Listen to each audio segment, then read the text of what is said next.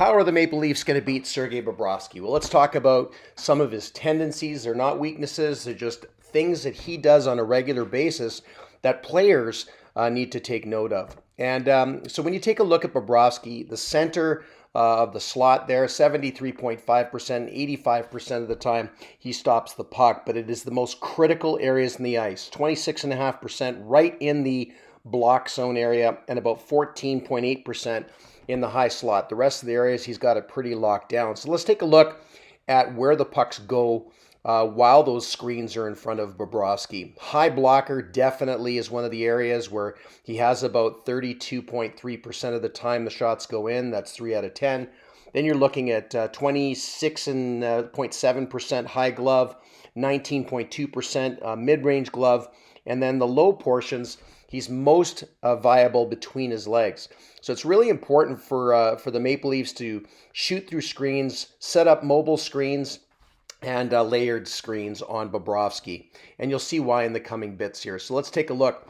The reason why Bobrovsky's so solid in the center is he's a big guy and he's positioned very, very well. The key is because his depth management moves back and forward so quickly, he tends to lose the space coverage or the net space coverage on the outside of his body. So if the Maple Leafs want to be successful, they got to hit the high glove and high blocker. They got to hit just above the pad glove side and blocker side. And then if you're coming in on dekes or east-west passes, in tight, the 5-hole, if it's high in the slot, definitely up high. Okay, so here we go to some examples.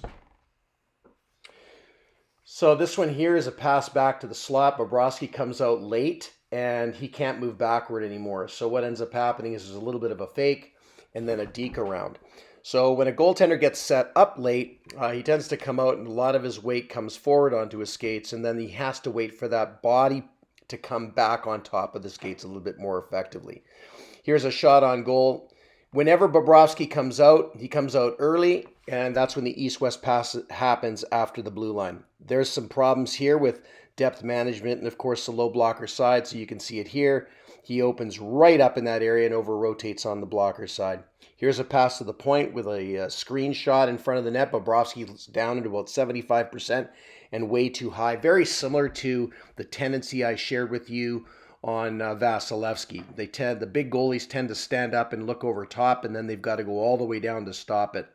So here, a little bit of a screen here at the beginning, but then the blocker side, Bobrovsky leaves wide open. He's had a lot of problems on the blocker side with this. So you'll see him come down into position. There's a little bit of a light screen for him, and then there's a pass across, and boom, baby, it's in the net. So these types of plays the Maple Leafs can definitely do with Austin Matthews and a lot of the players on that team. Mitch Marner, they're amazing at it. Here's him coming out again late, so he can't move backward, and then he gets scored on. Here's another spot. It's going to go back out to the blue line here. So look at the screen in front of the net. Bobrovsky can't see the puck right now. He's now at about 75 crease. The shot goes in glove side. So you're going to beat Bobrovsky, but the only way you're going to really beat him is get some screens in front of him and force him to lose depth like he did there.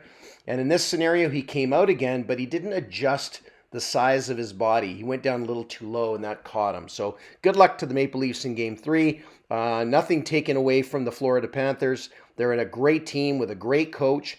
And they're going to be tough to beat. It's one of the most exciting series in the 2023 Stanley Cup playoffs. Enjoy.